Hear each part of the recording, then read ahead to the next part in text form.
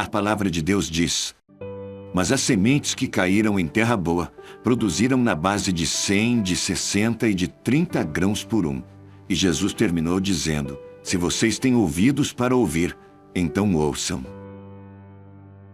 Sabem, meus queridos, estas sábias palavras foram ditas por Jesus nos versículos finais da parábola do semeador, que ele utilizara para ilustrar o ensinamento para a multidão que o acompanhava. Então, ele apresenta os locais onde as sementes foram lançadas. As primeiras caíram ainda na beira do caminho e não encontraram boa terra e foram comidas pelos pássaros. Então nós podemos imaginar que são os corações das pessoas que ouvem o Evangelho, mas o ignoram totalmente, e aí o inimigo vem e rouba aquilo que foi ou eventualmente poderia frutificar. Tipo, entra por um ouvido, sai pelo outro. Coisas do tipo, isso não é para mim. Jesus então continua dizendo que outra parte das sementes do semeador caíram em um local onde haviam muitas pedras e pouca terra. Então, essas sementes brotaram logo, porque a terra não era funda, mas logo veio o sol e queimou as plantas, que secaram sem água porque não tinham raiz. Estas nos parecem ser as pessoas que recebem a palavra de Deus de maneira superficial, sem comprometimento. Suportam até a primeira dificuldade e logo que surgem as lutas, elas desanimam e se afastam, porque não têm raiz, não têm um vínculo, não têm relacionamento com Deus, não têm profundidade. Jesus então cita as sementes que caíram em meio aos espinhos, que cresceram e sufocaram as plantas. Estas nos fazem pensar naqueles que recebem a palavra com alegria, mas o engano do mundo e das riquezas, além do medo de abrir mão de algo, os sufocam. Parece que Jesus se refere a pessoas que aderem ao reino de Deus esperando obter algum ganho, ou pelo menos não perder nada. O coração espinhoso é aquele que tenta até se comprometer com o reino, mas sem abandonar a velha vida, os velhos hábitos, as práticas do mundo. Por fim, Jesus fala, como lemos inicialmente, da terra boa, a terra que recebe a semente e produz a base de 100, 60 e de 30 grãos por um. Este é o coração daquela pessoa que ouve o Evangelho, se apaixona por Jesus e, como galho da videira, começa a produzir frutos e edificar no reino. Se compromete com amor ao próximo, entendendo que no reino de Deus o crescimento é coletivo e nos está disponível em abundância paz e alegria em Jesus. A pergunta para mim e para você hoje é: qual é o tipo do solo do nosso coração? Como disse Jesus, se vocês têm ouvidos para ouvir, então ouçam. Segunda palavra. Gênesis 7:1, a palavra de Deus diz: depois o Senhor Deus disse a Noé: entre na barca você e toda a sua família, pois eu tenho visto que você é a única pessoa que faz o que é certo. Sabe, na época em que Noé viveu, a sociedade não era muito diferente da nossa hoje, não. É verdade, havia pecado, assim como hoje, violência e hipocrisia por toda parte. As pessoas estavam afastadas de Deus, e ele se entristecia por ver as suas próprias criaturas naquela situação. Mas havia uma exceção, Noé e sua família. E nos versículos 9 e 10, nós vamos ler que Noé era um homem direito e sempre obedecia a Deus. Entre os homens do seu tempo, Noé vivia em comunhão com Deus. Mesmo em meio a tanto pecado, Noé teve um comportamento diferente e fez o que agradava ao Senhor. Sabe, é muito natural, muito comum vermos hoje em dia pessoas tentando justificar, e nós mesmos, muitas vezes, tentamos justificar as nossas atitudes ou aliviar a nossa consciência, argumentando de que estamos fazendo apenas o que todo mundo faz. Sabe, Noé e sua família, porém, são um exemplo indiscutível de pessoas que resolveram não seguir a maioria e, por isso, foram salvas da morte e se tornaram modelos para todas as famílias, em qualquer época. E eles precisaram ter fé para agir assim. Deus lhes deu uma tarefa inesperada, que fez com que fossem ridicularizados e humilhados. Você consegue imaginar Deus te convidando a fazer uma arca num local onde não tem mar, não tem água? Noé foi considerado um louco quando começou a construir uma barca imensa, longe de qualquer rio ou mar. Ele foi mais além e avisou todos da cidade que o Senhor havia prometido fazer cair dos céus uma chuva tão forte que inundaria aquele lugar e faria flutuar a embarcação que estava sendo construída. E as palavras de Deus se cumpriram. Os incrédulos foram condenados e Noé e sua família foram salvos. Sabe, quando olhamos para Jesus na cruz, Jesus fez algo extraordinário por você e por sua família. Ele morreu e ressuscitou para lhe garantir a vida eterna. Vocês podem até ser ridicularizados ou humilhados por crerem nisso, mas a sua fé será o passaporte da entrada para a vida eterna. Deus tem muitas surpresas reservadas para mim e para você. Seja um modelo de fé para sua família e para a sociedade. Não se acomode aceitando o que todos dizem ser normal. Siga somente as orientações de Jesus em sua palavra. Lembre-se do exemplo de Noé e não seja moldado pelo mundo. Terceira palavra.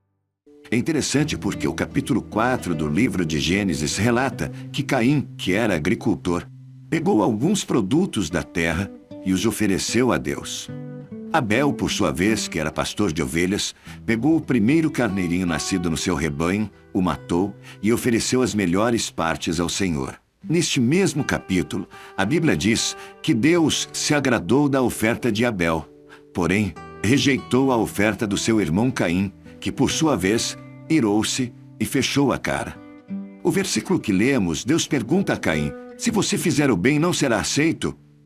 Sabe, me parece de uma maneira clara que o Senhor Deus estava ali, falando com Caim e o exortando a fazer e a agir corretamente, segundo a direção do próprio Deus.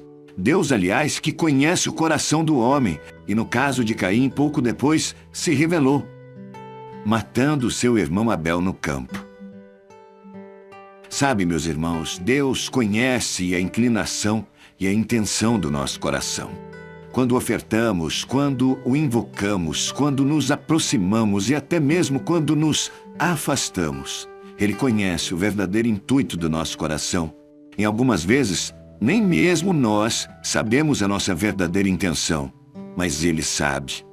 Duas lições valiosas que este texto nos traz e eu quero compartilhar com você são as seguintes. Quando Deus nos mostra onde estamos errando e vem com sua correção, podemos vencer o pecado ou nos afundar nele, assim como fez Caim. A decisão é individual e exclusivamente sua. Precisamos aprender a receber bem as correções de Deus. E isso só acontece quando lembramos que somos filhos amados dele, filhos de um papai amoroso e justo. Essa tem que ser a nossa identidade, a fim de recebermos bem as correções do alto, que nos trarão discernimento e produzirão vida em nós. Um outro ensinamento valioso que vejo neste texto é de que, quando oferecemos o nosso melhor para Deus, Ele se agrada. Foi assim como Abel. Mas eu imagino também que você deve estar se perguntando, mas se Abel agradava o coração de Deus, por que foi morto por Caim? E isso também é outra importante lição. Os mistérios celestiais são totalmente fora do nosso entendimento. Mas como um consolo real e verdadeiro, eu cito aqui um texto que está na carta de Paulo aos Filipenses, capítulo 1, versículo 21, que diz: porque para mim o viver é Cristo e o morrer é lucro. Pense nisso. Quarta palavra. Mateus 5, 44 e 45, a palavra de Deus diz: mas eu lhes digo, amem os seus inimigos e orem pelos que perseguem vocês, para que vocês se tornem filhos do Pai de vocês que está no céu. Porque Ele faz com que o sol brilhe sobre os bons e sobre os maus, e dá chuvas tanto para os que fazem o bem, como para os que fazem o mal. Amem os seus inimigos e orem pelos que perseguem vocês. Que Deus maravilhoso! Quanto amor por mim e por você, não é mesmo? Sim, é exatamente a primeira impressão que eu tenho ao ler este versículo e mandamento desafiador. Você consegue se imaginar amando os seus inimigos e orando por aqueles que têm te perseguido? Pois bem, é exatamente sobre isso que eu estou falando. O Deus Todo-Poderoso, o Criador do céu e da terra, não só imagina, como acredita e espera que façamos isso. E sabe por quê? Porque Ele Somente Ele te conhece profundamente e completamente. Sabe de uma verdade plena e absoluta?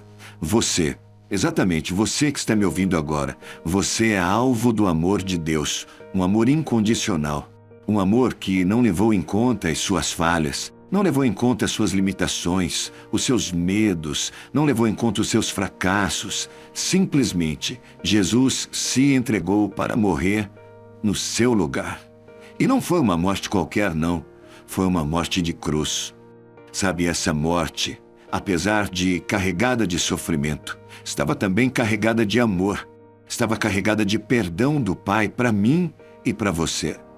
Em João 3,16, há um texto lindo e muito conhecido de todos nós que diz: porque Deus amou o mundo de tal maneira, que deu seu Filho unigênito, para que todo aquele que nele crê não pereça, mas tenha a vida eterna.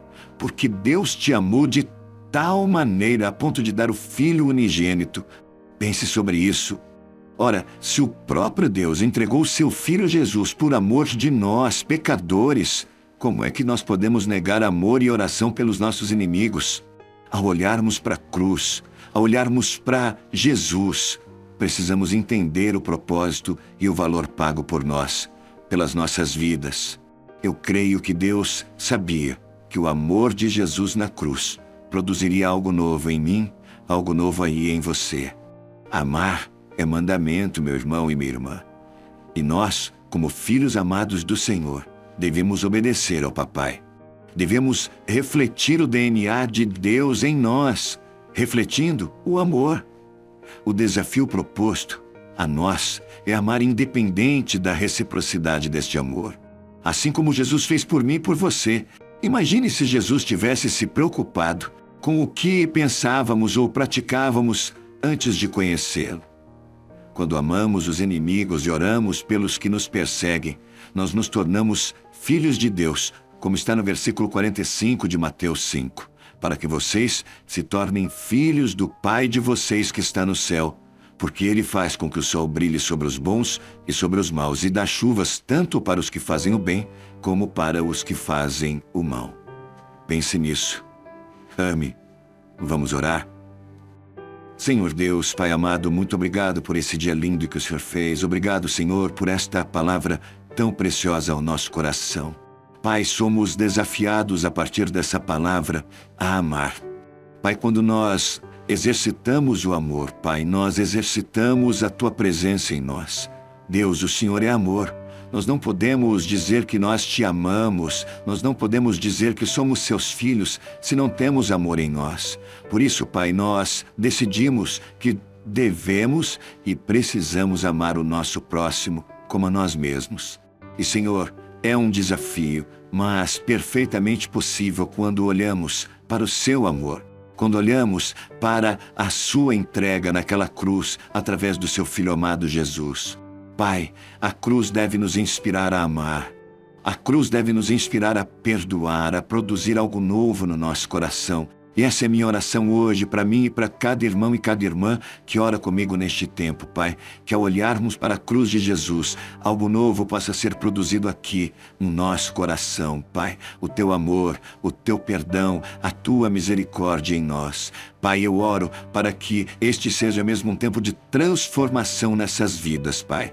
Deus, em nome de Jesus, que a Tua palavra possa frutificar em cada um de nós neste tempo. Essa é a minha oração, Deus. E eu quero ainda declarar uma palavra de bênção, uma palavra de vitória, uma palavra de perdão a esses corações que estão conosco neste tempo, Pai.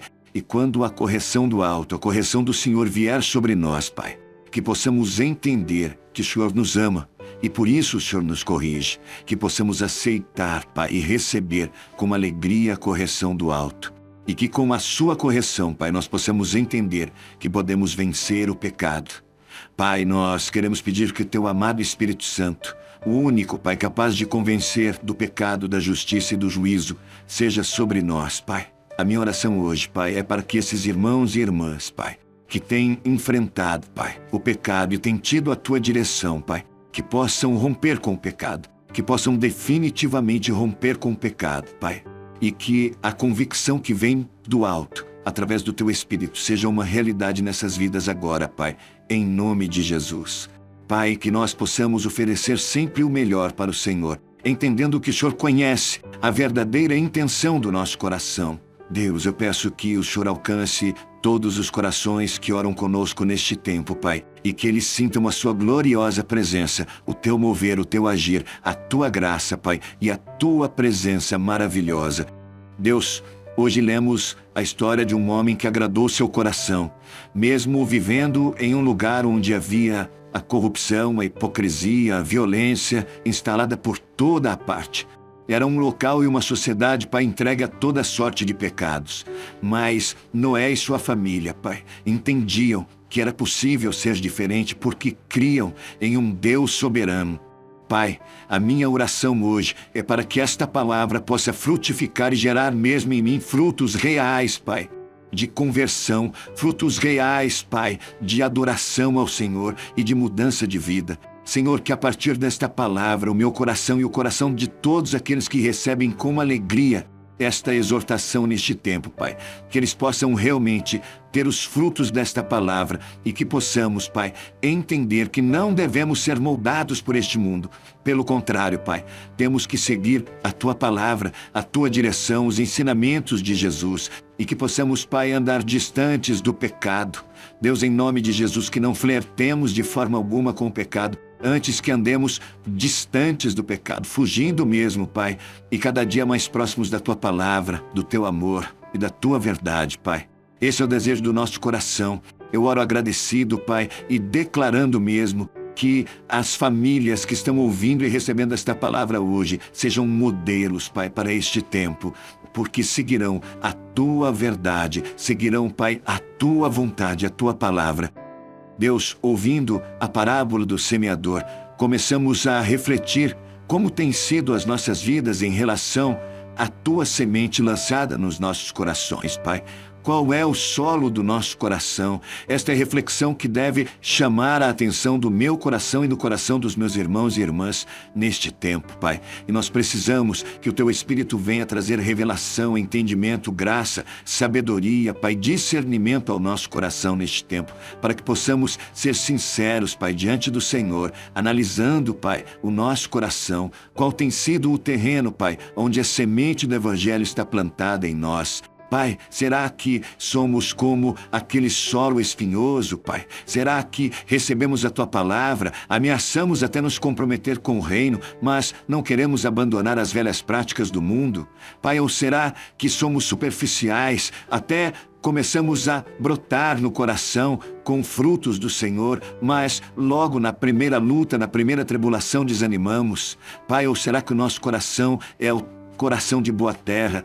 Pai, nós queremos que seja o de boa terra, nós queremos frutificar no Teu reino, queremos ser como galhos da videira verdadeira, Pai.